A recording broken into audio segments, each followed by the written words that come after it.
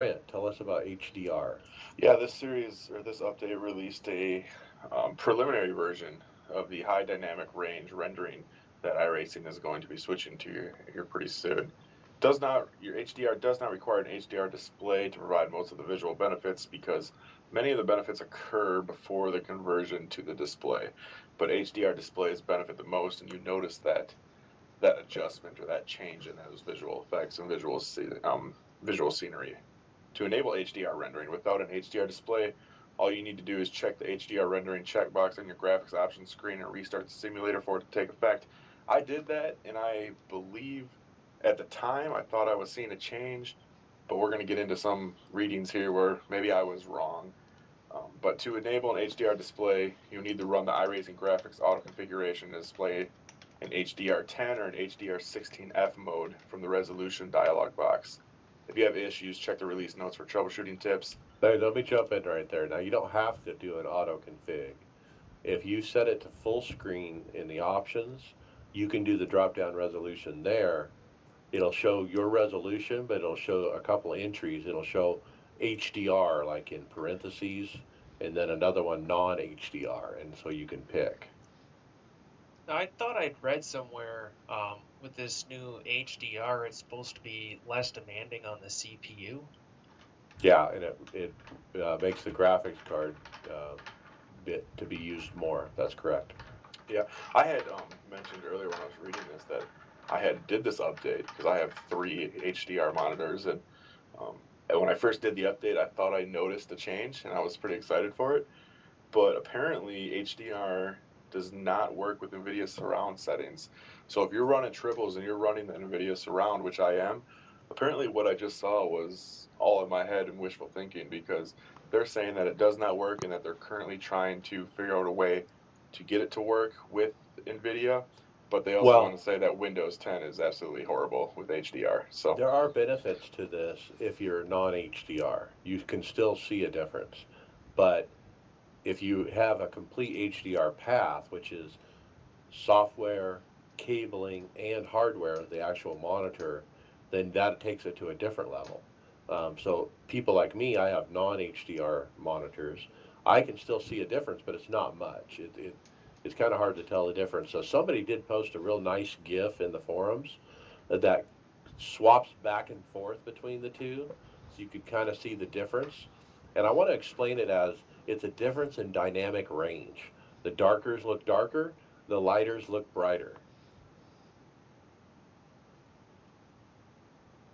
And so another guy, Hussein Kokaslan, posted up some really nice images of what he got before and after with a sunset that just went down.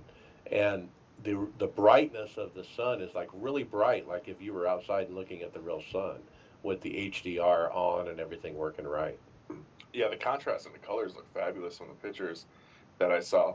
I'm just pretty disappointed that Windows 10 is, they say it is terrible for HDR in the surround sound. So hopefully there's a fix with that. But with Windows 10, I'm not going to hold my breath. You also got to be under Windows 10 settings, display. There's an HDR setting in there that has to be turned on as well for this all to work. Notice the reflections off the side of the car in the last set of images. The difference between the reflection of the sun off the side of the car, that's really telling about what we're talking about. Okay, David, visual effects and VR. Okay, have been photographer spectators spotted using flash photography in the stands and around the track. These spectators will light up their flash bulbs throughout the session, especially when there's some serious action going on. And then on VR, a form of NVIDIA's simultaneous multi-projection named single pass stereo has been added to help optimize VR rendering. This reduces the CPU load of the rendering thread and increases the frame rate. SPS requires a supporting NVIDIA GPU. You can look at the list of the series if you want to check the show notes. You do need to update your drivers to the most recent drivers. There's also a possible hot fix or a potential hot fix for the Samsung Odyssey. We have that link. There's another Sky fix for VR on the Thursday patch. I haven't noticed any problems with with the sky myself. And there's also a post that we have added mentioning some praise. And I did enable this yesterday, and it definitely increased my FPS and reduced the CPU load. It's pretty nice. And so for months, we've been talking about VR people having problems with stuttering, with frame rate loss. And from what I've seen, this is like the magic bean that has fixed everything. I haven't seen anything bad from anybody in VR about this thing called SPS. It seems to make performance better if you have VR. And so this is a check mark in the options on the graphics tab up at the top left. Yeah, this has been incredible for me because I run a 1060 and I'm right kind of on the edge of running the game in VR. I have a lot of stuff I had to turn off, and this game, right off the bat, resolution was way better, and I still have some other stuff I'm slowly turning on, and it was using less CPU. It was like getting a video card upgrade pretty much, and using less CPU. It was a really nice optimization, and I've heard rumors that through this they've actually found a few other optimizations, and that'll be rolling out in the next few weeks. All right. One thing we missed about HDR, I want to quickly mention a very, very rare post from iRacing founder John Henry, who is the namesake of the Boston Red Sox as well as Roush Fenway Racing. Anyway, he did post up in the forums on the HDR thread saying, I don't think HDR is enabled in Windows for triple screens, or at least with NVIDIA Surround. And so he was saying that if you're using NVIDIA Surround with triples, that your HDR isn't going to work. But I don't know if that's the case or not, but it is interesting to hear from the founder and see that he is involved in this stuff. Pretty cool. Okay, Tony, miscellaneous. Yeah, just a couple of things here. The pit crew animations will now look directly at your car as it approaches and leaves. As well, the IndyCar pit crew has been training all season and is now 10% faster. There's a new pace car model, which is the Porsche 911 GT3 Cup car, and that is the default road pace car. And another nice little tidbit here, a new admin command, track state, has been added to allow, well, especially in dirt, I guess would really only work in dirt. No, it wouldn't. Anyways, admins can make on-the-fly track state changes. Whoa. Okay. Notable car fixes. I'm going to go through some of these, but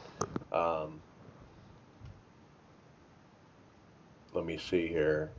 Dallara tire grip has been reduced slightly at road tracks. The new 2019 rear speedway wicker options added. Full-length front speedway wicker has been removed due to the new season rules. Dirt late model. They made a few changes there. All stock cars, minimum and maximum tire pressure limits have been adjusted. Brake and gearbox settings have been simplified by track type. I'm interested to see what that looks like. I haven't looked. This is new. Steering offset variable has been reduced to plus or minus 15 degrees. We'll talk more about that later. Remember that one. Small changes to drafting to improve suck-up at super speedway track. So they changed the draft model a bit too. Cup cars only. They changed the aero package. The Cup car gets the entire new draft model. And horsepower is adjusted per track type. Porsche, they got a BOP rule. Skippy gets the new tire model. Super late models, they changed a bunch of stuff there. I heard really good things about those. Greg, tell us about tracks. So they've redid Charlotte now with 6 different configurations here. They also, the big one is the Daytona Rising that they even put a video out for, which was another high-class video for it. It had basically a lot of the build stuff on it, showing the new draft package and the way the Cup cars look in that video as well, so you can check that out. And then just fixed a couple things on tracks, and then Nürburgring, the preliminary version of the night lighting. So it's kind of like a beta version of the night lighting, trying to get it, give us something, even though it's not finished yet. Okay. The Charlotte, the big thing I noticed is the walls aren't yellow anymore. Yeah, I think it looks pretty nice, the new Charlotte track, and I believe there's actually 7 different layouts for that new Charlotte one. With one of them has not been released yet. Yeah, so there's the one still Legend, making. though, I think. Yep. Yep. All right, well, that's the build. Okay, so let's wrap up the build thoughts. What do you guys think so far? What's your favorite thing? What's your worst thing? Go ahead, Brent. I'm surprised at the amount of content that was in this build. You know, we were talking probably about a month ago. Did we really think there was going to be a whole lot here?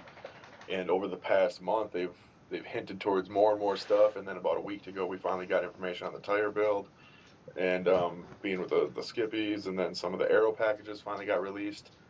And so it's good to see that they're releasing all of this stuff, and even stuff that we didn't think that they were going to release, they're still surprising us. So even though it looks like they're probably not doing a whole lot, clearly they're doing a lot of work on the back end that they're keeping to themselves, which is good, and they're surprising us with that. So kudos to iRacing.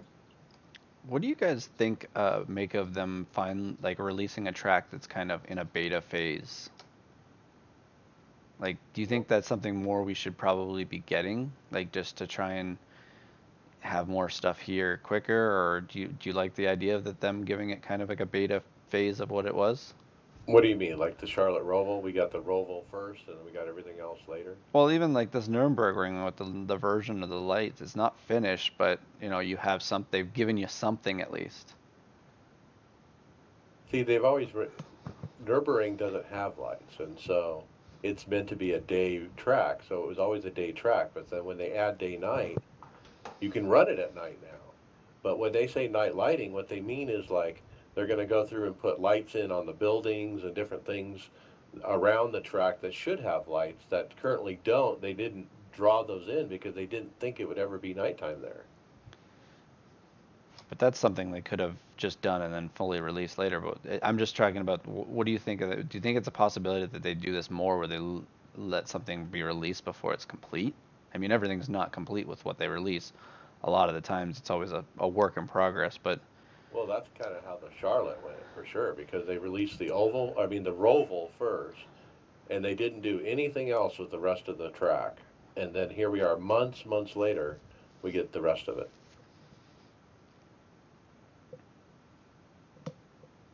I think the big thing is the VR fix. I don't think we were expecting that. The thing called SRS, it really has made a difference for everybody who has VR. I haven't heard anybody who said it doesn't. And it may seem simple, but the stalling thing, to be able to stall the car and to be able to use the clutch properly now, I think is huge, even though it's simple. Yeah, that clutch thing was my big one for this update. I absolutely love that. It's so much fun. Yeah, that was a nice, pleasant surprise related to that. I saw a comment in one of the threads of an individual, especially for the road side of stuff with this, of iRacing. They want iRacing to introduce a kill switch for this car. So instead of when you turn your car off to save gas, hit that kill switch, instead of having to go through the whole restart cycle, you can just flip that kill switch off and release that clutch, and it would fire back up. So I think that maybe might be their next option. I don't know how hard that would be to implement. You can bump start this. Yeah, you can bump start them with the clutch. That's how you save fuel when they're under caution. But it's good to see them start going again and continue to add these things. So a kill switch next would be nice to see. Okay, and as we transition to the next topic, I'll bring up, again, they brought out the new NASCAR package in the March build. Timing, kudos to iRacing. Man, they got it done quick, guys. We've only had Daytona, Atlanta, and Vegas in real NASCAR. And here we are with that same package, and we're running it now at Phoenix. And we're going to be running the package that California here shortly that they ran, at Vegas. And so it's going to be very interesting. Just kudos to iRacing for getting it done so quickly. Obviously, NASCAR has facilitated this, and and kudos to NASCAR as well. We really do appreciate them getting it to us so quick. And normally we wouldn't expect this until summer or later. Well, this could have been a 2020 type of build thing, even with trying to get all the data from one season of racing. Well, the changes weren't big, and so I think that's part of the reason we got it so quick. But they did a good job getting that done. Chris, next story: peak reaction to the package. Yeah, next is a tweet from Jimmy Mollis. He said, testing for next Tuesday is officially starting with the release of the new package. First thoughts are that it's definitely way different, and it's going to take some time to get used to not lifting for a handful of laps to start a run. So it doesn't, I mean, it's not hate for sure. It doesn't sound extremely positive, but has anybody ran on a cookie cutter mile and a half? I've only ran at Phoenix, and so Yeah. I mean, you have a ton of downforce, but you still have to drive the car. Has anybody ran at Charlotte or someplace like that yet, or maybe even Vegas? That would probably Vegas. be a great test since we were just there.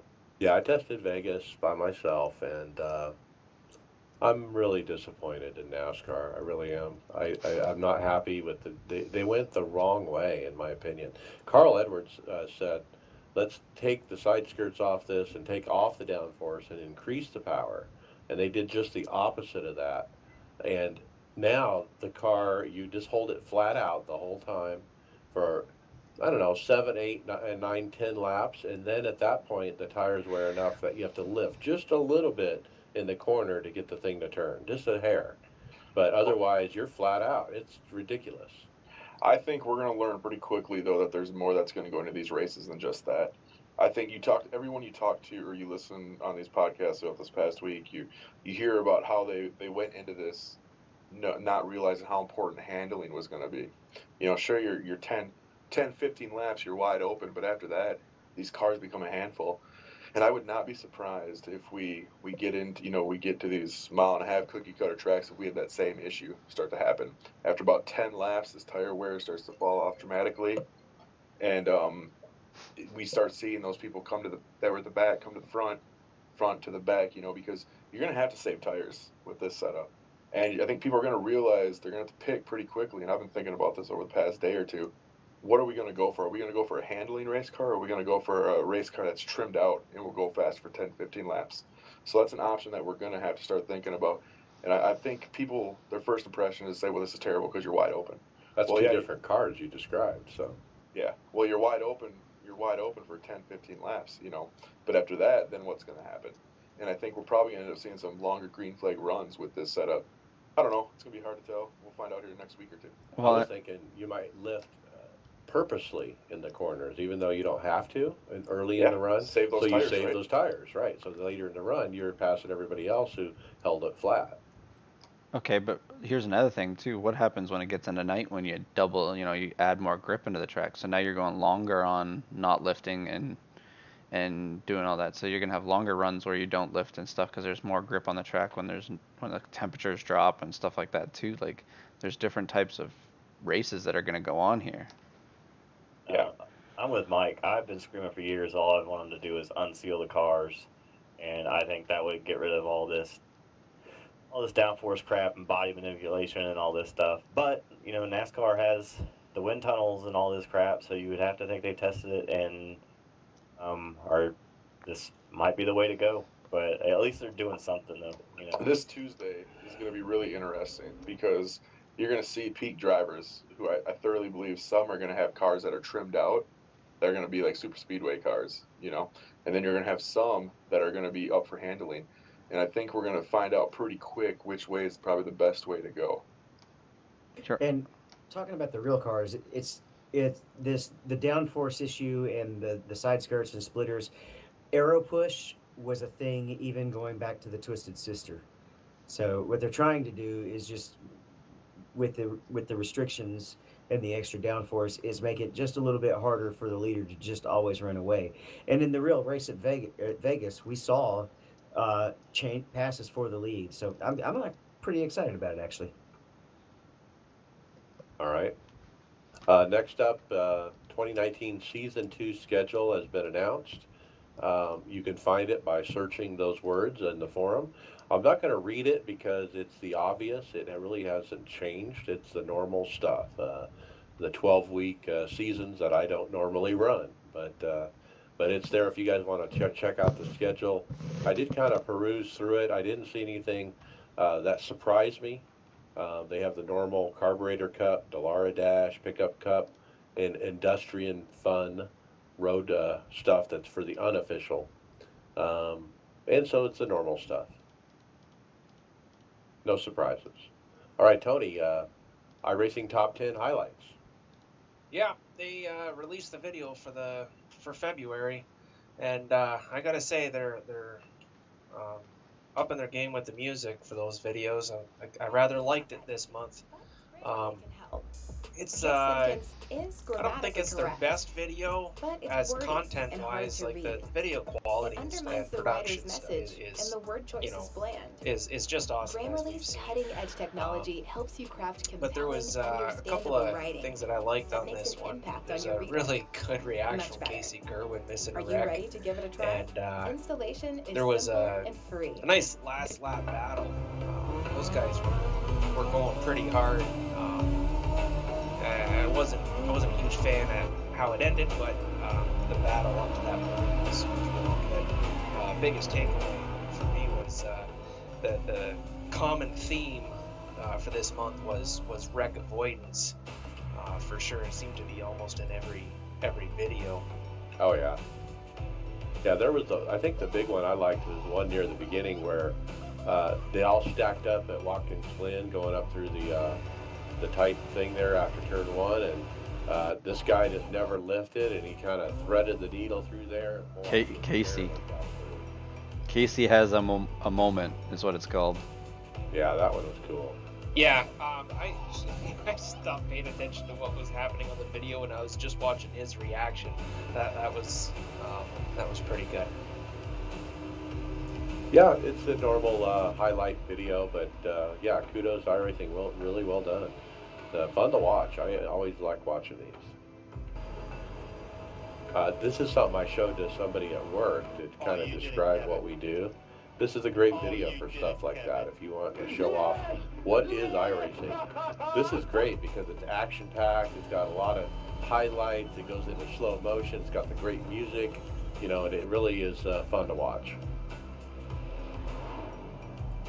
There was another epic video that was shared by iRacing on the Instagram page. Did you guys see that one? It was crazy. iRacer John Theodore shows us what you can do when you do a restart from 19th with one to go. And he gained almost all of those spots in one lap. Oh yeah, I don't know where he had that horseshoe, but he wasn't doing a lot of weaving around the track, that's for sure. It's almost like Moses part of the Red Sea. The cars just seem to crash and get out of his way for him. He must have had a tire advantage or something because he's just driving around everybody. They're just like stacking up and going around the outside. Well, they were wrecking each other. Where did I finish? 8th! Oh, it's pretty cool video. I thought that was okay, Brent, Conti gets an upgrade. Yeah, it's good to see these peak drivers getting some support from their owners, their team owners. Junior Motorsports recently went and made a brand new computer rig purchase for Michael Conti, valued at about $2,800. This package includes the brand new NVIDIA GeForce RTX 2080. Includes got an Intel i5 96K in there, liquid cooler. It's a pretty cool looking system if you want to take a look at it. We've got some specs and the prices on them on our show notes here. But if you go on Michael Conti's Twitter on there, it's a extremely well done, put together piece of equipment. I would say it looks about $2,800 worth. So yeah, and you got triples to go with it.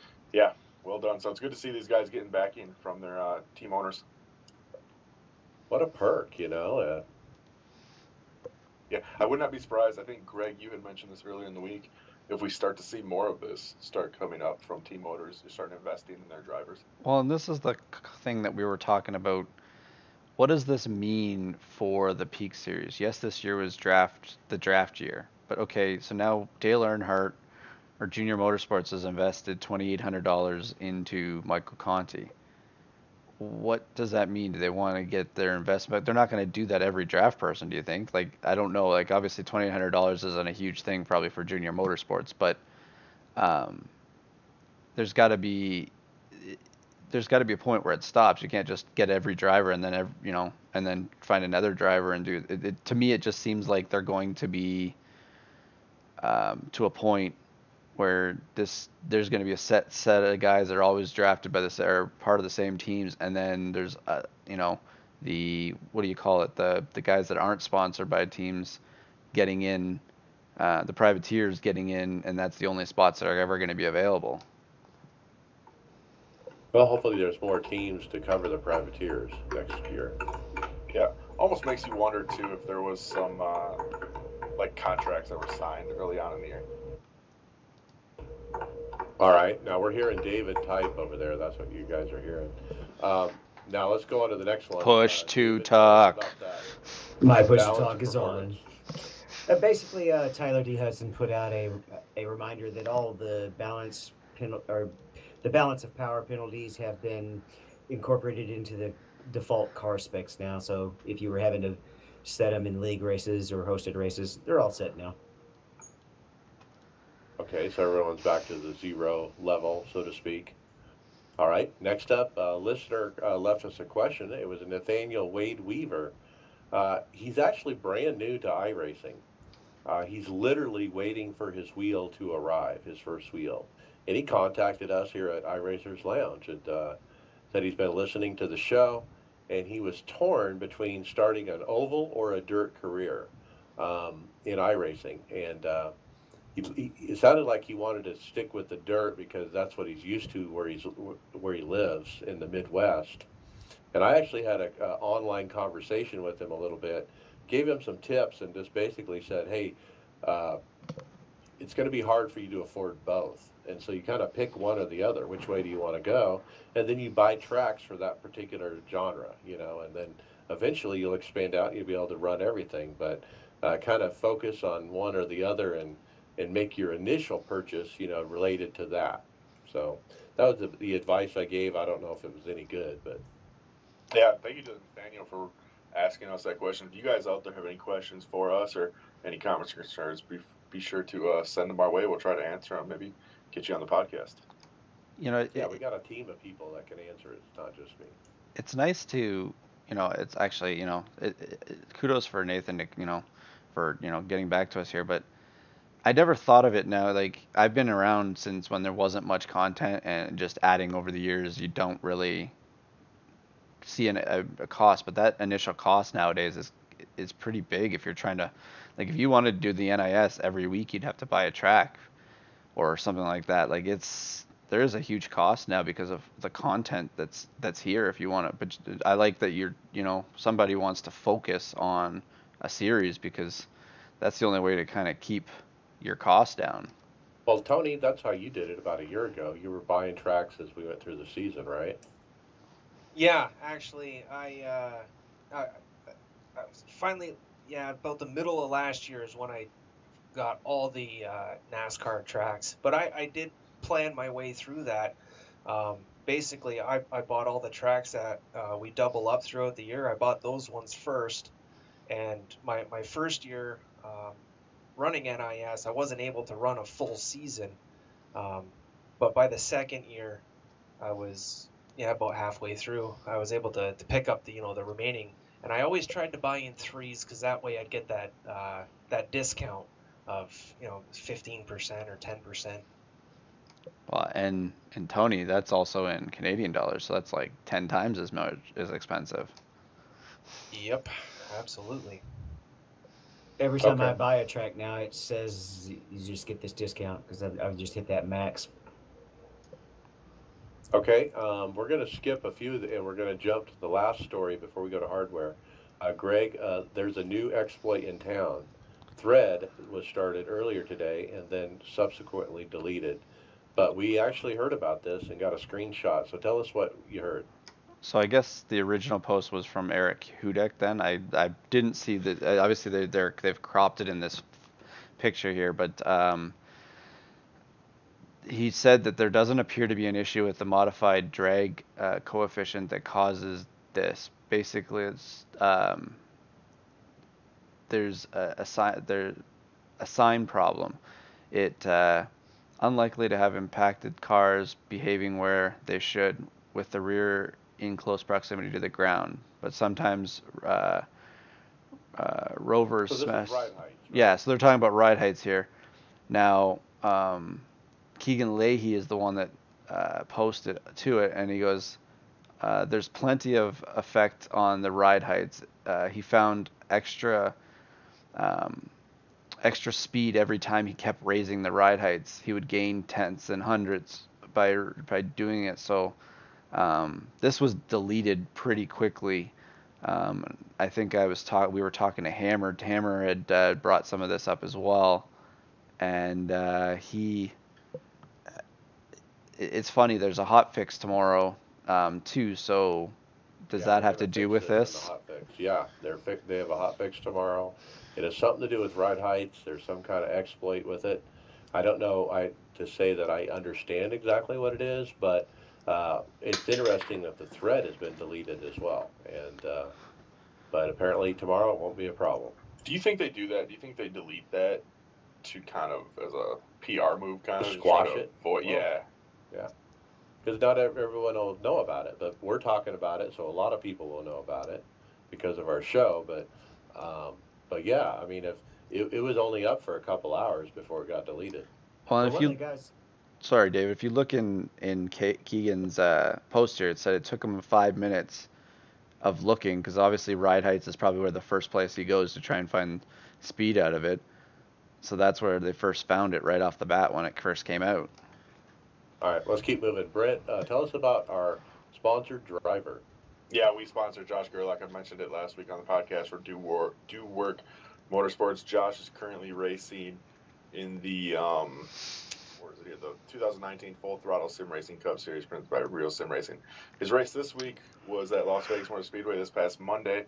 He started P23, but he had a pretty good run. P13 avoided an early caution that happened right in front of him on lap 3. He had the iRacers Lounge podcast car up there doing some work, making moves on the long green flag run. They went caution-free for about the final two-thirds of the race. So he's currently sitting P13 in the championship, moving up 6 positions from last week. So thank you, Josh, for all your hard work you're doing on that car. And I love watching the broadcasts on LSR TV. If you guys are interested, every Monday night, check them out. All right, very cool. Let's jump to hardware software. I'm up first. It's a company review, DriveGameSeat.it, and that's an Italian company. They're from Italy, and they have some pretty cool stuff, guys. They have at their website. They got some cockpits that are to die for. Some stationary cockpits. They have a couple low profile ones. They got an 80/20 with triple monitor stand. All kinds of formula style ones and so forth, and quite a selection. I was kind of impressed. They also sell, wheels and everything else that you might need for a simulator. And so if you're in Europe, you might check out this website. What do you guys like over there? That I have not had a chance to read it. The Carbon RS one that I just opened up here with the carbon fiber logo here. That looks like a really nice seat there. It looks like 80/20. That's kind of carbon fiber looking ish. I really like the Formula GT rig they have. It's kind of red and black, and it just looks freaking cool.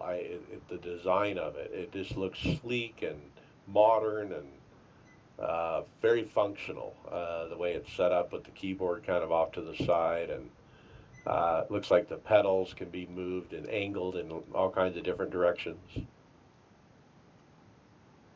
So you can really adjust the seating. They have a GIF that kind of rotates through images, and you can see where the seat would tilt way back, and you could get the pedals way up in the air and kind of get this laying down thing going on, like an Indy car or something. Very cool. All right, Chris, Exact T Force feedback wheel project. I am in the wrong spot. Yeah, this one is interesting. Do-it-yourself situation. So it's another. Is it a direct drive? Yeah, it looks like a direct drive. It's basically a guy's post about a direct drive wheel that he built from scratch. Oh, okay. Yeah, actually, I covered this last week. Sorry, I guess we skipped one up top I was waiting for. But yeah, it's exactly what it is. It's a kind of do-it-yourself project. But the one thing I really couldn't find was kind of a good details parts list. He made it's a really great post, and if you have the time to read through it, it's probably worth it. But it's almost too detailed. Yeah, it's I don't know. It's not something I could do. But I think this is something like you see that that box that VRS is coming out with. Now I think that's something like you could take VRS's box and you could put together with Perfect. Build your own wheel with get your own motor, build your own wheel, and then you have yourself a direct drive wheel. There you go. There you finally got the matchup. So, all right, Greg, 3D wrap. So, looking through this looks like it's a 3D printing company that prints accessories for wheels, and so you can have stickers.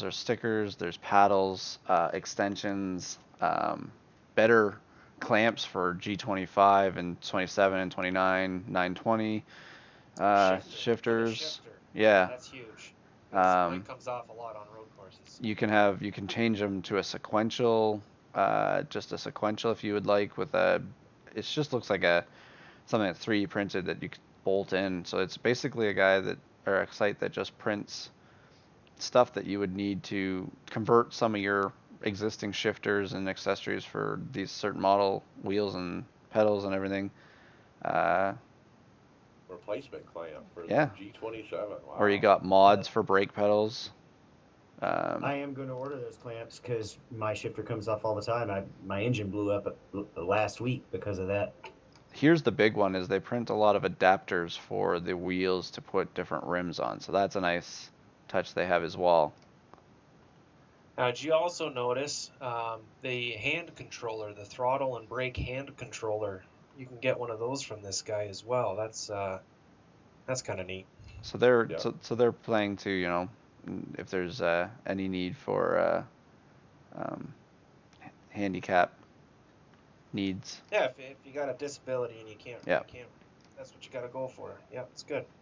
So that's www.3dwraps.it/simracing -mod. All right, so 3drap.it. All right, very cool. David, button box, beautiful. Yes, it's a button box. It's basically is specifically designed for iRacing. You look at it and you can see the labels and kind of the design and know exactly what everything's for. It's even got a little joystick that's designed for the black box and a couple of buttons. There are several different options that you can order. It's got, I don't really go into details. You can go to the site and it's a very nice looking button box that looks like it's specifically built for iRacing. We've covered these ones before. This is a repeat, yeah. Yeah, it's a repeat. Yeah, that's exactly what this one is a button box specific for iRacing. Everything's already prefabricated. Everything's already labeled out for you. If you're looking for a truly honest plug-and-play system, this is probably what you're going to want to get.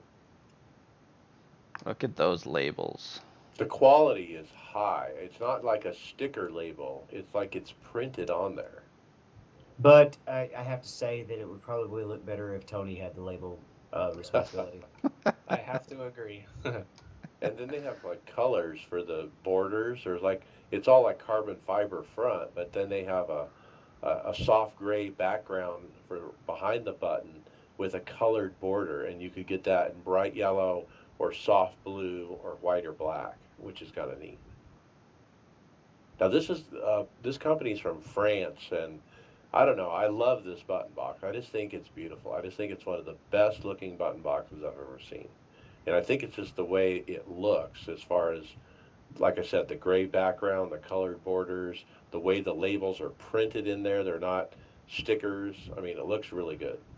When you go away, you know, and you're not, if you're just thinking of button box, this is kind of how your image of your brain comes out now, because once you see this is what you always look back on as probably a button box, because it's the most memorable one you look at. 300 euros. I look at it and I basically see iRacing. Okay, next one is a rig review. It is a GTR2 made by Fast Track Sims. Uh, and so they did show this off on their Instagram page, and several pictures, I think 5 here. And boy, I mean, what do you think? I love the seat. I just think the seat, it looks like a proper NASCAR racing seat. It's got the surround around your head and all that. Um, and it's not an 80/20, but it's more like a thin kind of sheet metal. But they, painted it black to make it look sleek. I'm guessing that monitor's got to be on a hinge or something to get in and out of that. They have the Yeah, monitors it's tight. hinged up Yeah. there. Yeah. You're basically it's almost like it's surrounding your head, because even you got the seat there that surrounds right to your ears, right? If you look to your left there, you're almost going to have a little bit of a blind spot on one of those monitors almost. Yeah. I really Yeah. like it though, the way that that's set up, especially with those curved monitors on there, and just the way the seat position is compared to in relation to the pedals and everything. It's a very well put together. It's actually not a very big footprint either. Fast Track Sims. They're on Instagram. That's how I found that. All right, let's do one more before we jump into results. Tony, another rig review.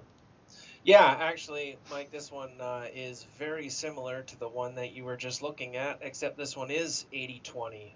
Same type of seat, not quite as nice. It's a Sparco seat. It's got the the headpieces there, and this guy's got it set up with the same type of the big curved monitors, great FOV. Like you have to approve the FOV on this one, and it's it. I think the best part about this build is like it says in the little write up there is the footprint. It does not take up very much space at all, but it's got everything you need. It looks very clean and sleek. Sparco seat. Sparco is a race seat. So he's got a proper race seat on there. I mean, I just love the 80/20, and I'm so glad that Mason bought an 80/20 rig. I could live vicariously through Mason, I guess. All right, let's jump into next results. NIS. So let's finish that up. First was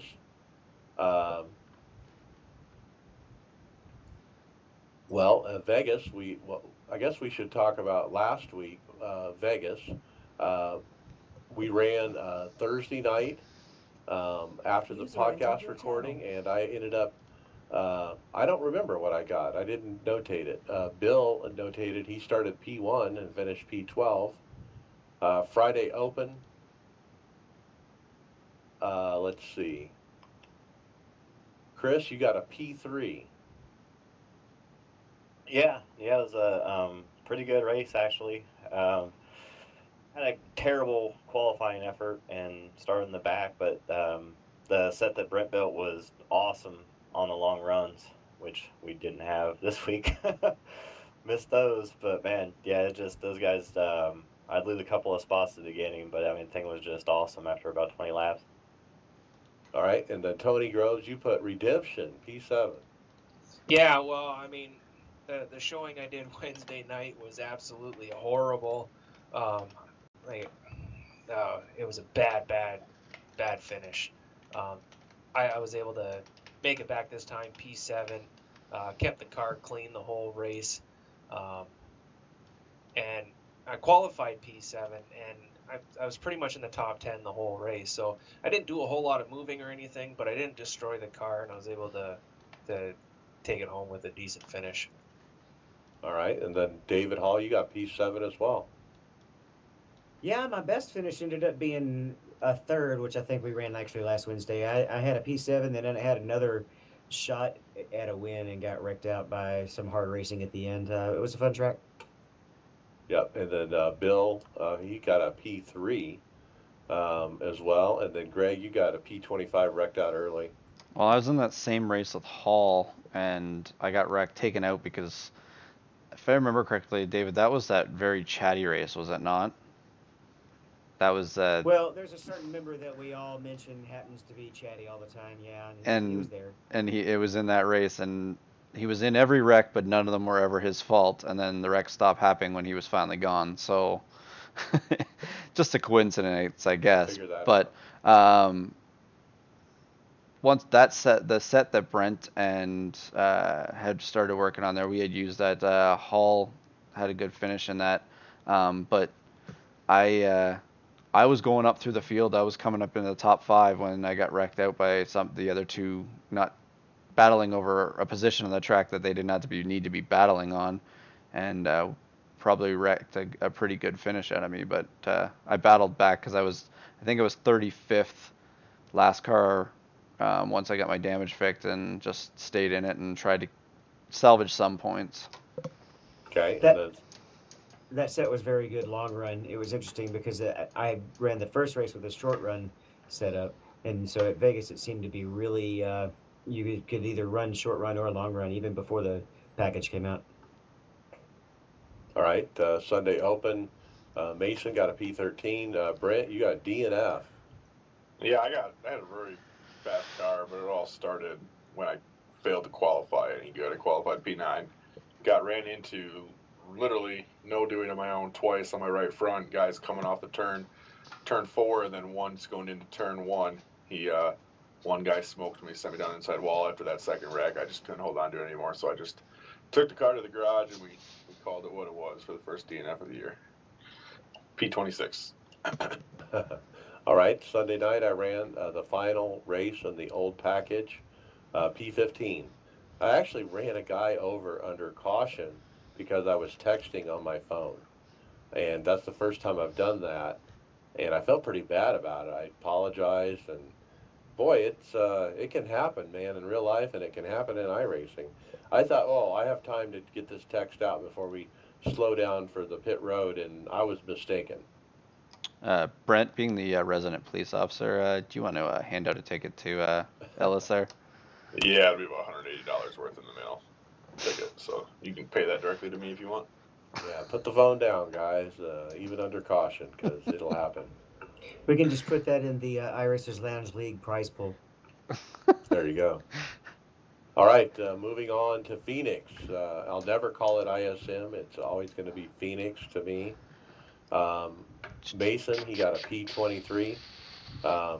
He was doing good after not qualifying. Got caught up in somebody else's mess off 4. Only ever got 1 minute of his 3 minutes of damage fixed.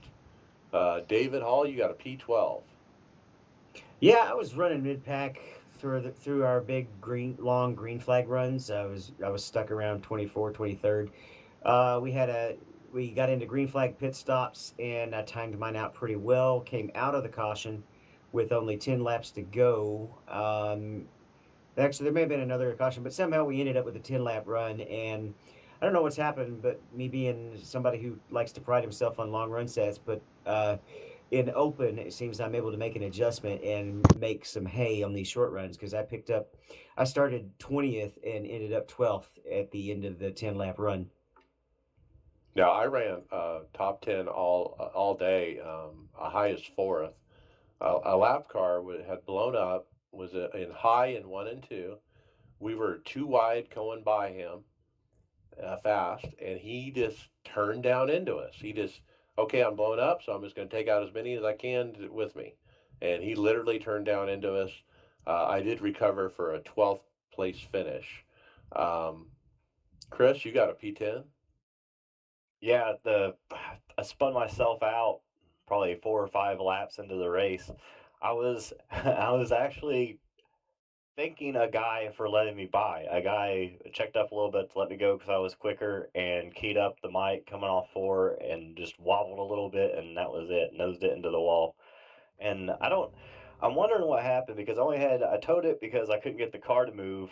It only had 22 seconds of damage once it was fixed, and I don't know how it could have been damaged where it wouldn't roll. So I'm wondering if I didn't stall it out when I mashed it into the wall. I don't know how that works yet, but that was kind of odd. But I got my few laps back because we had a million cautions, 15 I think, and survived for a P10. Okay, and then Bill, he got a P6, and then today, uh, P7. Some guy took me out. I ended up taking out my teammate David. He got caught up, and then, even though I had damage, in a long run, I came from 30th to 7th, all in one run. And I was like, wow, how am I doing this? I was just passing everybody. And I just am running really good, but just, haven't really got a lot of results for it. But P7, not bad. That was yesterday, actually, that we Oh, was collided. it? Yeah, and it wasn't you that took me out. I just got collected after somebody dumped you. Yeah, that's right. It was yesterday. That's right. Okay, and then today, who ran today? Just myself, and it was uneventful, so to speak. Lots of cautions, no long runs except towards the end. I don't remember where I finished. I think it was 12th, maybe. And I think Bobby blew up. Yeah, Bobby blew up, and you were with P17, I think. Oh, that's right. That's where you I finished up. got caught up at the end in some, didn't I? Yeah, you were doing really good. You were P2 Yeah, going top for the win. 5. Yeah, Yeah. I was. Yeah, I think I got two tires on one stop and got to second. That was my highest. But yeah, I got caught up in crap and ruined the race. That's what happened. All right, that's it. Let's get into final thoughts, I guess. Brent McCoy, what do you got? Yeah, want to give a results poll. I had the Podium Esports league race back on 28th. Had the heat race, qualified P3, finished P1, won that heat race, and then went on to the race, the 125 lap feature, I believe it was. Finished P7, just unable to hold on to the car. Next race is at Rockingham Speedway. So as far as league races, that's it for me. If you guys are interested in becoming a sponsor or looking to get on the show as a sponsor for the iRacers Lounge podcast, we're open to ideas, open to hear what you guys have to offer. Shoot myself an email, or Mike or any one of us here at iRacers Lounge. Shoot us an email or get a hold of us on Facebook or iRacers page. We're looking for individuals who want to come on board and be sponsors for this podcast. We got some great packages for you guys if you're interested in that. Yes, we do. All right, thank you. And Chris Gales, final thought. I wasn't able to look up the guy that helped me in that week 13 race, but hey, thank you for whoever you are. Nobody rides behind a guy like that and pushes him through a race, especially a week 13 race. So, any more guys like that dude on the sim, or maybe not quite as many because we just be riding around each other. He didn't pull out on the last lap? No, yeah, there was a couple groups of cars, and he just stuck with me. Okay, David Hall, final thought. We did run Sebring last weekend. It was me, Mason, and Greg. Both Mason and Greg did a pretty good job handling the car, had a few small mistakes. And then I had a big one towards the end where a guy was in a place I just had no idea he was there, and I turned right into him. But we still had fun, and I'm looking forward to the next endurance event. I doubt we'll run Nuremberg, but we're probably planning on running Le Mans. All right, very good. Greg Hectus, final thought. I totally forgot that we ran that race on the weekend. Thanks for the reminder there, David. I'm just got some products in this week, and I'm waiting to test some new stuff out here that I got, and so I'll have a review on my new custom racing shoes that I got from a company that I'll talk about on the my reviews. So look at that. You can watch me race at twitch.tv/frozencactus, frozen with 2 O's, cactus 2 K's. So I'm just looking forward to trying the new package out. I haven't had a chance to get on the track yet. All right, and latecomer Mason Stiver, you're here. Tell us about a big box you got today. Oh yeah, I'm building my P1 rig, and the actual rig itself hasn't come in yet, but the seat did, and it may have been unboxed before me, but I got it. So I'm excited to check out that seat. It's an NRG innovation seat that Bobby helped me out pick, so that'll be cool. And talking about Sebring a little bit with those guys, yeah, I spun the car out about 8,000 times, and only once hit something. But my trading paints didn't work when I loaded up. I had white cars the entire race, so that was exceptionally frustrating. But one last thing, after that Sebring race, my Fanatec wheel decided to not calibrate correctly anymore, no matter how many drivers I install, how many things I delete. So if anybody has any ideas about calibrating a Fanatec Club Sport 2.5, I will take them. So you're still having problems with that, huh? Yeah, in the sim, whenever you click on the calibrate wheel, it does not go down to 0 on the left-hand side unless you turn it too far. So, but it's drivable now, but it was just not like it used to be. Okay, so listeners, help out Mason. Let us know how to fix that. All right, very good. Tony Groves, final thought.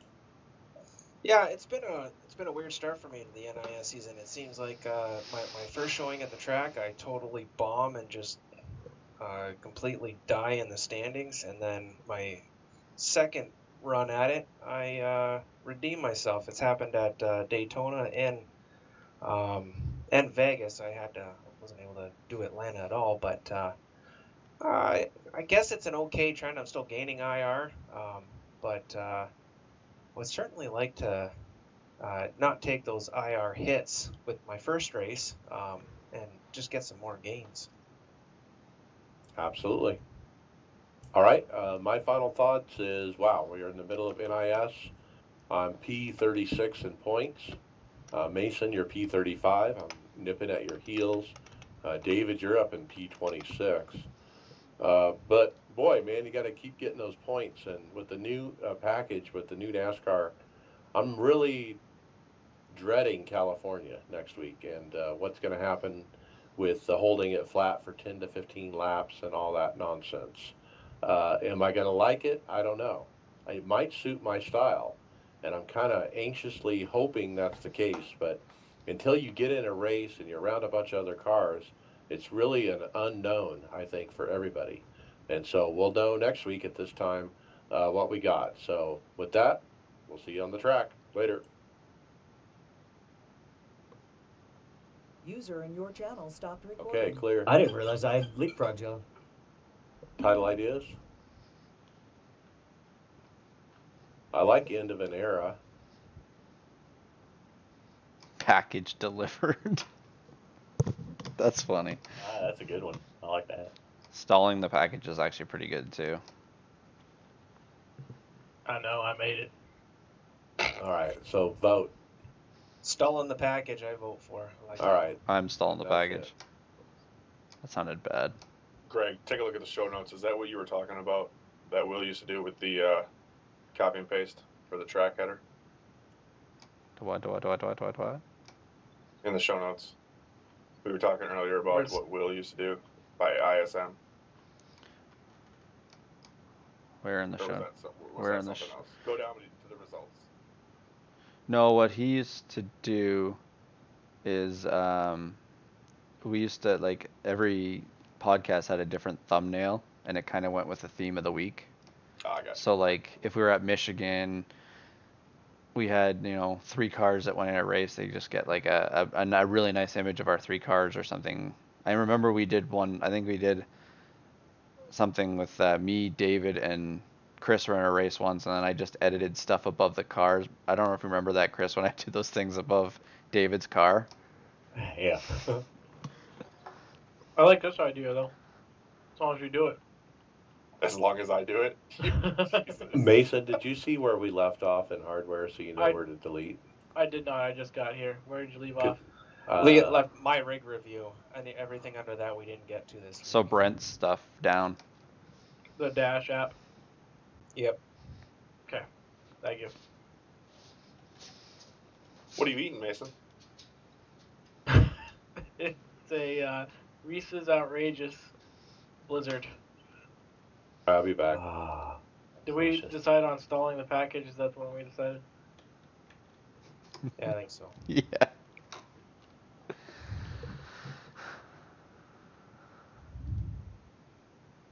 How'd it go? Actually, it was a really good. I think it was pretty good. The pace was good. I agree with David there when he said the pace was going really good. Did the notes make sense for the whatchamacallit? The build?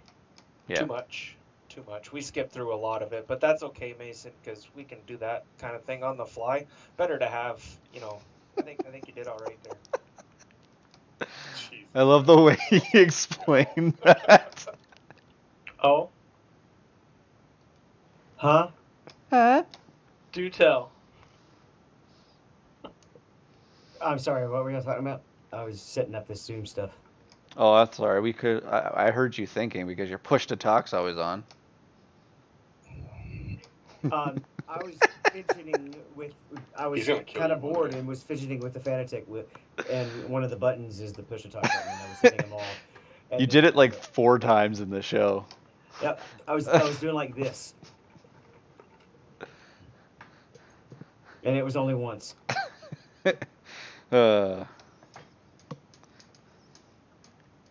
Is that why you were laughing about the results or about the build, or is there something separate? Oh no.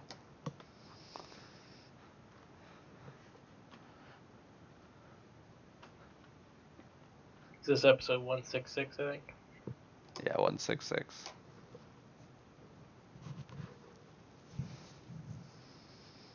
All right.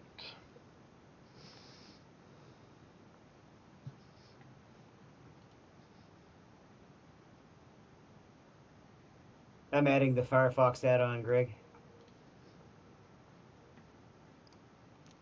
No, I didn't. Yeah. Was there an issue with me deleting results or something? No, I guess it was on Wednesday, which I guess shouldn't be at the top of the list. It should actually be more towards the bottom. Yeah, I agree with that. That's what confused me. Hey, just add a break in between, like after the Cycle. after the Wednesday The stuff. fuck was that? It was my text message. It sounded like Mario fell off the It is freaking Mario. counter. It's the Mario Fireball sound.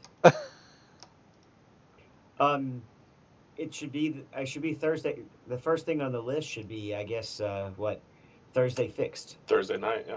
It's Mason's first year. He'll get it. What? So under. Oh, leave him alone. I'm sorry. I mean, oh my goddamn lizard.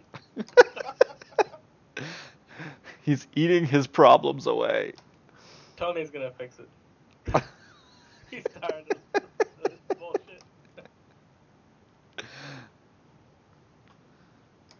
Oh man. I'm gonna step away for a couple minutes.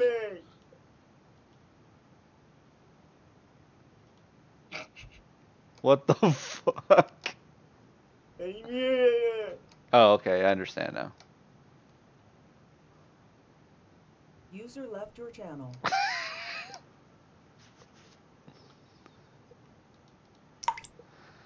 Okay, I think the extension is installed. I'm installing my extension right now. That sounded really bad. I did the Chrome one.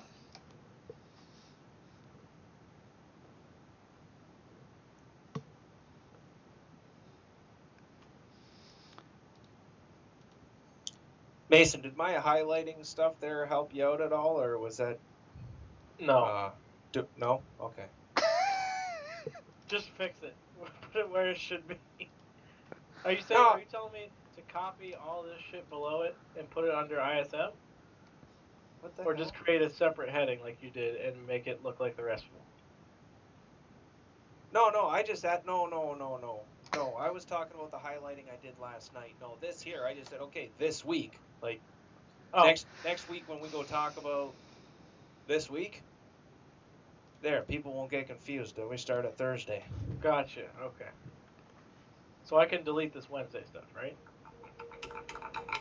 I thought I'd do this for y'all guys just to make you feel better. Get out. Oh, okay. No, I did make that confusing. I guess I should change that to next week. Oh, what the fuck? But yes, the highlighting did help. No, yeah, yesterday. Did it help? Yeah, I took some of it. Okay.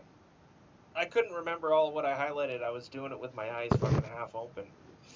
Yeah. There's a couple things where I just wanted to explain a little bit more just in case. But Yep.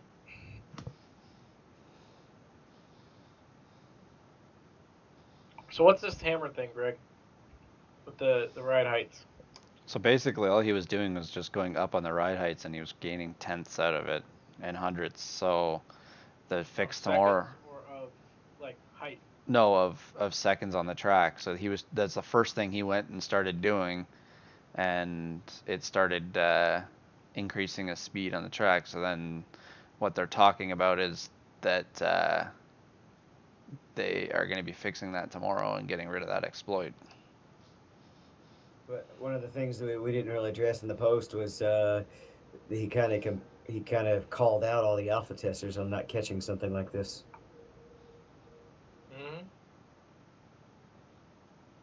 Yeah, it seemed pretty. I saw on that forum post that he sent over that it, like, some dude just basically cranked it up a little bit and it got faster, and he cranked it up a little bit more and it got faster, and he just maxed it out. And wasn't Keegan Leahy some dude?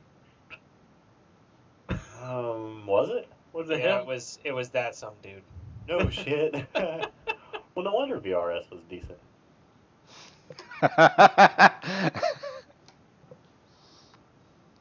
All right, guys. We'll talk to you later. Good luck to all those racing tonight. Nope. You can't leave. Yeah, same here. Yeah, I'm out. I might get back on and mess around the Skippy for a little later. You. Okay. User disconnected from your channel. Yeah, I'm curious to run the Skippy back at Watkins Glen and see what we were doing. Is that where they're at? What difference? Oh, No, I have to make a they don't have anything, do they? I'm surprised they didn't make a week 13 thing. No, they do. They have one. Oh, did they? Yeah. Yeah, I forget what it's called. David, what's the Skippy one called? 24 hours, something. Right, you talked about it on the podcast. So the week 13. 24 hours do fun. I'm trying to cook. Shut up. No, I'm talking about Holy fuck. Oh, I wasn't paying attention to the podcast. Did you notice when I was lost? I was trying to do work. Mike skipped the topic and messed me up. I was trying to get some work done. Tried, like, literally changed socks and got on after I got home, pretty much.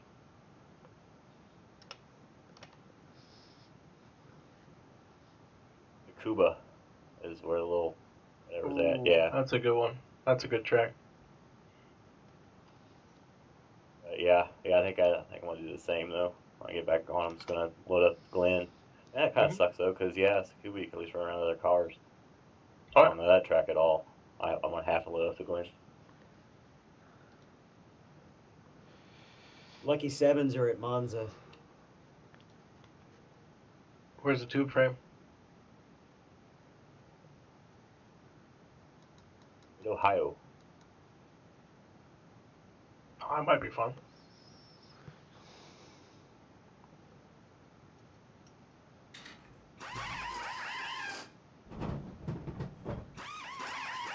Well, I'll be back. That's it, go! User disconnected from your channel.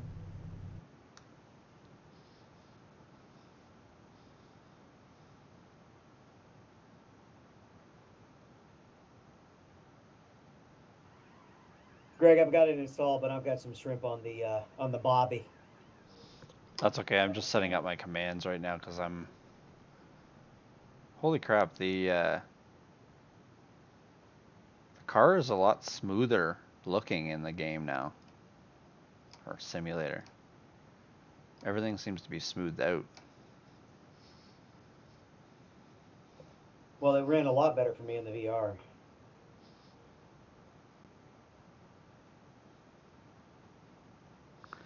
Trying to figure out how I can make an increment change with a knob for the tire pressures. That reminds me, do you have the kind of digital rotary knobs on your wheel? I have one digital rotary knob. It's my brake bias knob. Okay, because I've tried setting it for the battery trim on the hybrid, and it just jumps from 1 to 12. Is it? It's a full rotary knob. It's a full rotary knob with 12 notches. Because see when I use the McLaren rim, it has like it clicks to settings instead of like actually being a full. They're rotary knobs, but they click into a spot. Yeah, it literally has 12 positions. It rotates all the way around, but it only has 12 positions. He's clicking them so that you can hear them. Yes, I was. Here's the clicking sound. Hear it?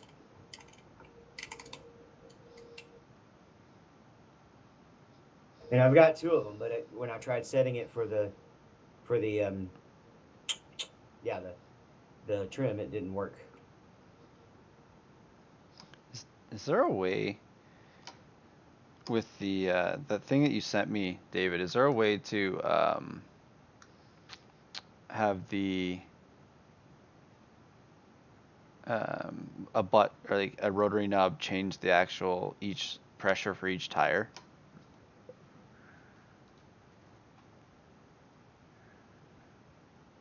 I don't know. I do it with the joystick that rotates. Because like I have 5 rotary dials on the top of my button box. I want to use 4 of them for tires and 1 of them for fuel.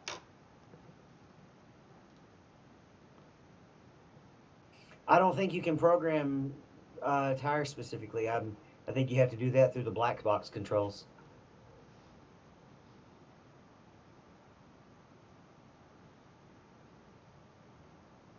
So I use the digital joystick that's on the rims to adjust all that.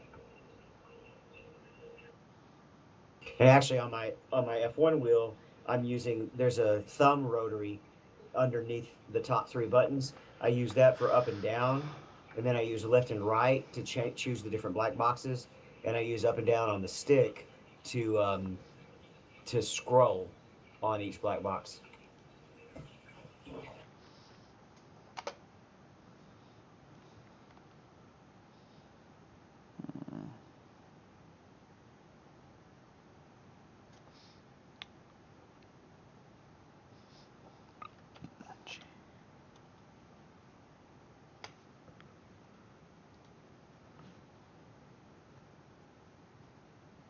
So next week we're having on that guy that we're sponsoring, Josh.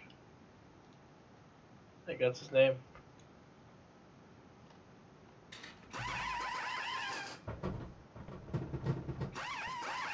Okay. That's it, go!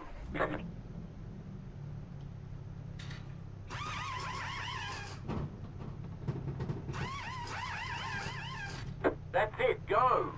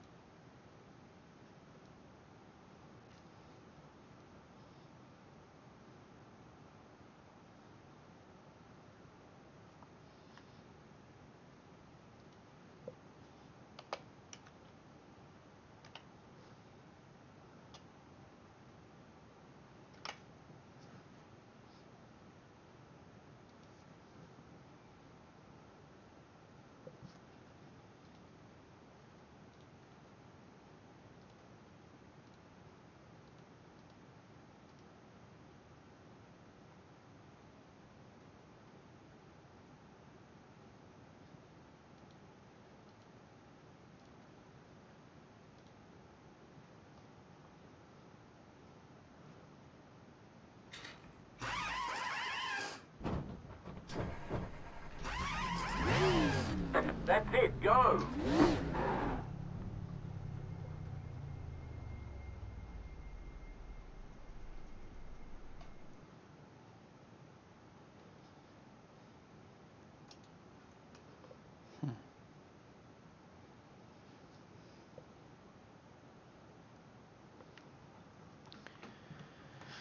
Alright.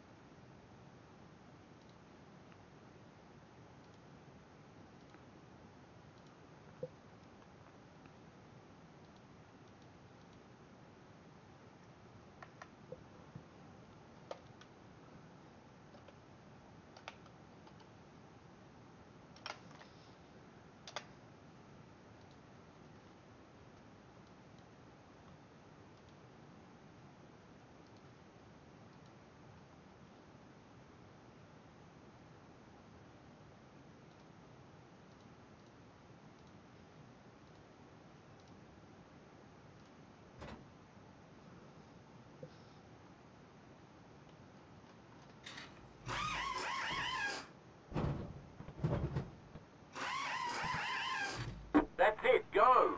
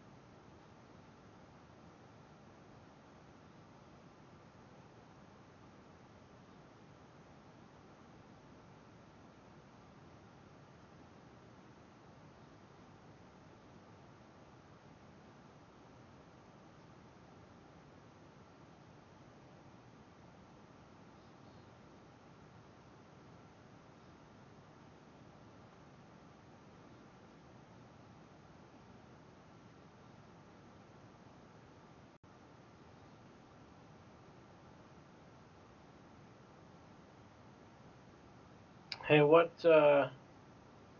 have someone on the iRacers Lounge inbox saying he's looking for some advice on a PC build in the $1,000 to $1,200 range. What kind of CPU would you say? Depends on what he wants to do. Is he going to stream or is he going to just race? Triples. Then he's probably going to want an Intel. Oh my god, i5. Probably the newest is that you can get probably right now, especially with iRacing doing what they're doing with going to HDR and all that.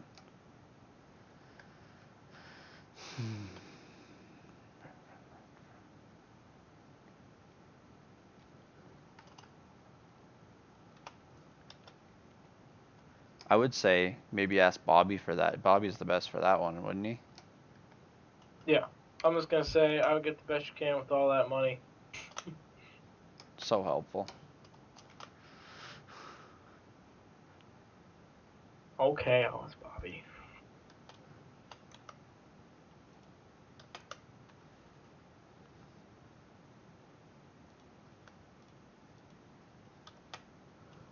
Right. I'm gonna pull us up into the room with Brett. 10-4.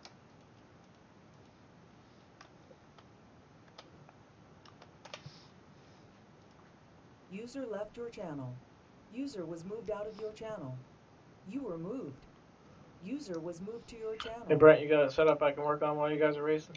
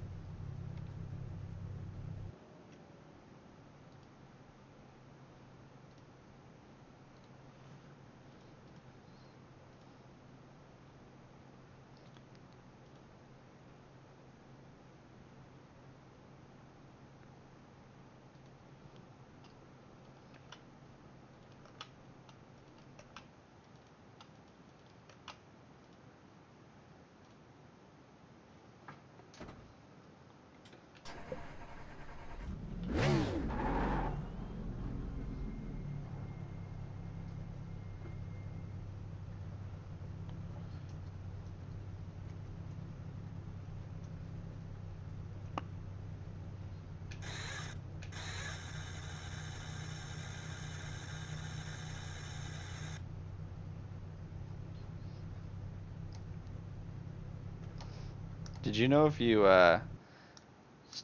start the car while the motor's running at the start, you damage the motor? I didn't know it damages it, I knew it grinds it. Maybe not. Maybe it doesn't damage it because I thought it idles higher, but now it idles lower now since the new build. It's 1978 is what it idles at. And then when you grind it, it goes to 1858. Like after you're done grinding it? Now it's back to, How exactly does one Yeah. grind? You hit the starter while the car's on. I never learned that. I mean, it's not something you want to do. Unless you would like to tell us how you grind.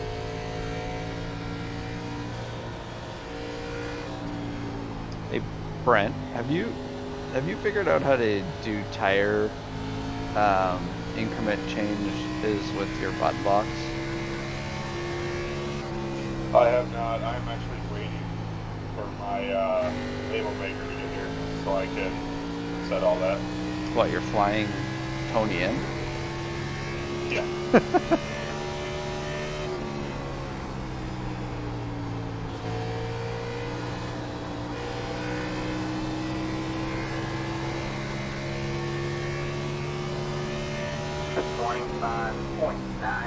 Brent, Yeah.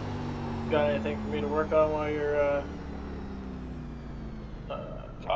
racing? hold on. Sweet.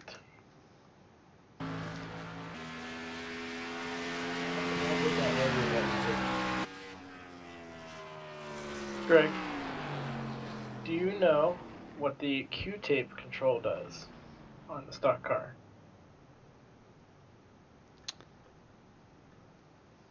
I'm guessing it puts the Q-tape on, like it's an automatic 100%, so if you forget when you... I don't know. I have no idea what that one's... I wonder if it's a plus minus thing or if it's a just all in one shot thing, you know? I'll have to look it up. That sucks, David, about the rotary. I feel like we talked about it on the podcast. There's something that we had to do with rotary buttons. I don't remember. Because before I started.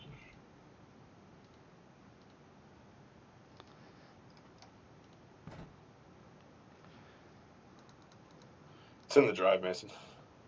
Yep. That's it, go! So That's the it, go! Q-tape thing is it just increases the tape. It's basically a rotary knob for increasing tape forward or backwards. So you have it set to a knob? You can put it on a knob and then just turn it around to add or to subtract, which is actually pretty cool. But I can't do buttons. You just have to do an up and down button, I guess. Okay. I was gonna say, because I don't have any knobs on mine. Just the person operating it. Greg, I feel like that tire stuff and that fuel stuff needs to be changed in the INI file folder. Like, Although I could be wrong. well, you can put it in the chat, the auto chat text, Yeah. but there isn't anything. I can't get it to. It automatically. It's doing exactly what David's saying. Is it goes to a minimum or maximum value. It doesn't do one increment change at a time. It goes from lowest to highest. Are you looking to change the increments, or are you looking Like, to?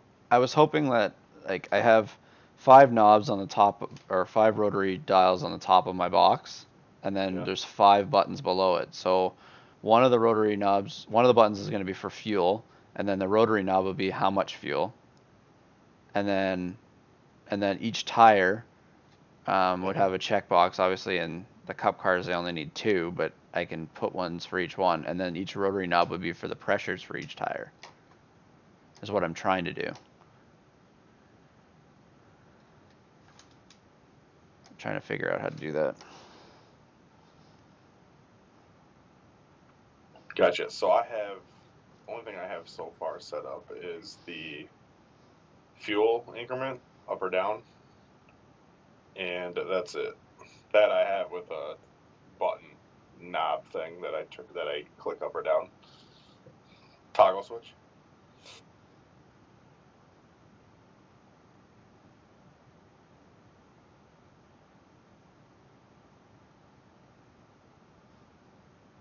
Brent, what was the gentleman's name that we were sponsoring? Do you remember? Josh Gerlach.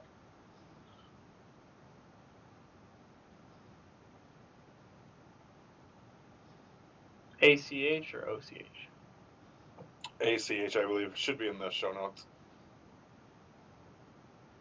Duh. I feel dumb now. Yeah, we jumped that section completely, didn't we?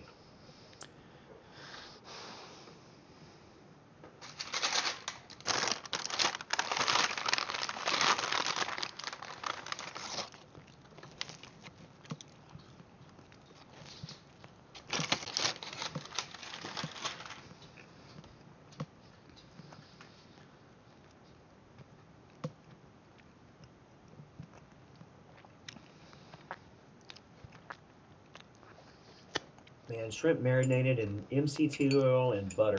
It just can't be beat.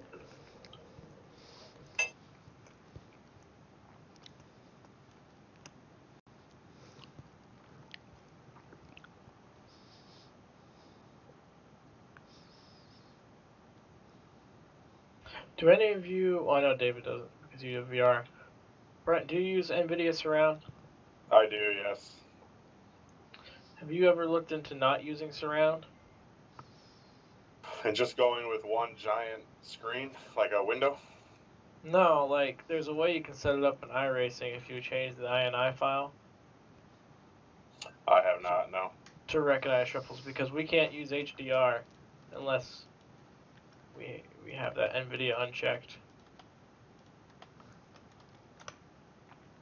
It's a Windows thing.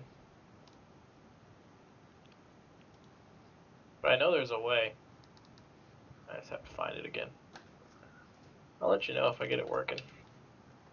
Please do. Read that, Josh. Go ahead. What did you say, David? I was saying, do you know the way? We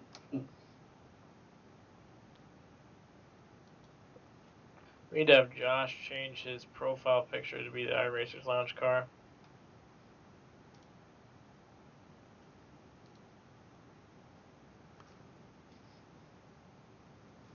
And put in his profile that, like, on iRacing. User entered your channel. Know what I mean? We could ask him whenever he comes on. Hey, Mason? Yeah. Or whoever, I don't think they... Well, maybe they did. I don't know. I don't think they necessarily changed the steering offset. So my question is, did they change the steering offset, or did they just condense it? Because now you can only go up one click, like from 3 to 4, 4 to 5, instead of before it went 2 to 4, 4 to 6, 6 to 8.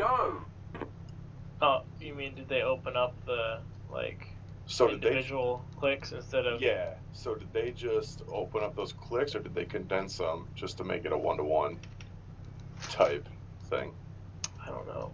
I don't know if they answered that. Is it doing the same amount of things that it used to do? Your channel. Hey Tyler, hey Bill. How's it going? Yeah, I believe so. What up?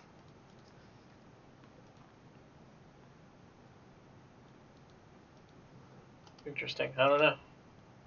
It's a good question.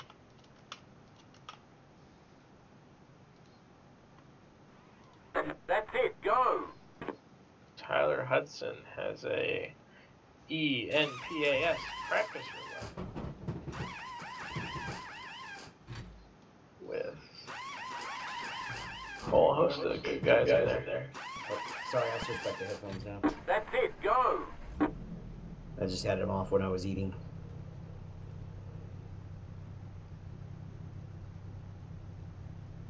David, are you running the fixed? No. Greg, are you? No. Would either of you be up for a hosted Skippy's race at Watkins Glen in an hour? I gotta go to bed soon because I gotta be up and on the road by 4:30 since my last day at this company and on to another job. Ooh. I don't think I've ever run the Skippies, but yeah, I'll run it with you. I know the track. I went on this one. Can you bring Mario with you? When I get Discord notifications, it's Pac-Man getting killed. It's all video game themed.